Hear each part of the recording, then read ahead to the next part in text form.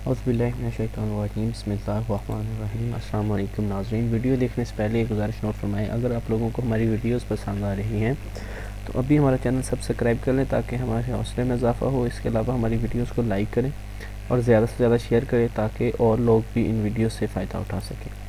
नाज़रीन, बेटियों की वजह से मुश्क़त उठाने वाला हदीस मुबारक की रोशनी में हज़रत आयशा रज़ी अल्लाह तआला अन्हा से रवायत है कि रसूल अल्लाह सल्लल्लाहु अलैहि वसल्लम ने इरशाद फरमाया, जिस शख्स को बेटियों की परवरिश तरबियत की वजह से मामूली सी तकलीफ़ भी उठानी पड़ी, उसे अपनी ज़िंदगी में थोड़ी सी भी तकलीफ़ उठानी पड़ी जाए तो ये बेटियां उसके लिए जहन्नम से बचाव का ज़रिया हैं।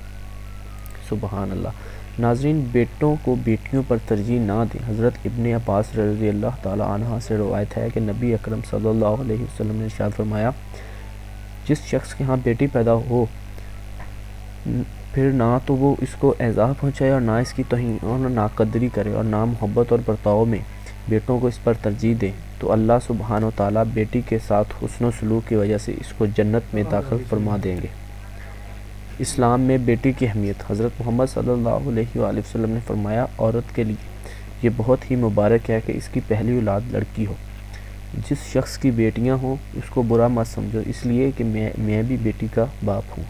जब कोई लड़की पैदा होती है तो अल्लाह फरमाता है कि ए लड़की, तू ज़मीन में उतर, मैं तेरे बाप की मदद करूँगा। तो नाज़रीन, ये कुछ अहादीस मुबारक थी बेटी के मतलब। तो मैं उम्मीद करता हूँ आप लोग इनसे बहुत कुछ सीख सकते हैं और अपनी बेटियों से बहुत ज़्यादा मोहब्बत करना शुरू कर देंगे। अगर नहीं करते, अगर करते हैं तो बहुत अच्छी बात है। इसके साथ ही हमें इजाज़त दीजिए, हमारे चैनल को सब्सक्राइब कर लें ताकि हमारी मज़ीद आने वाली वीडियोस आप लोग देख सकें। शुक्रिया, अल्लाह हाफ़िज़।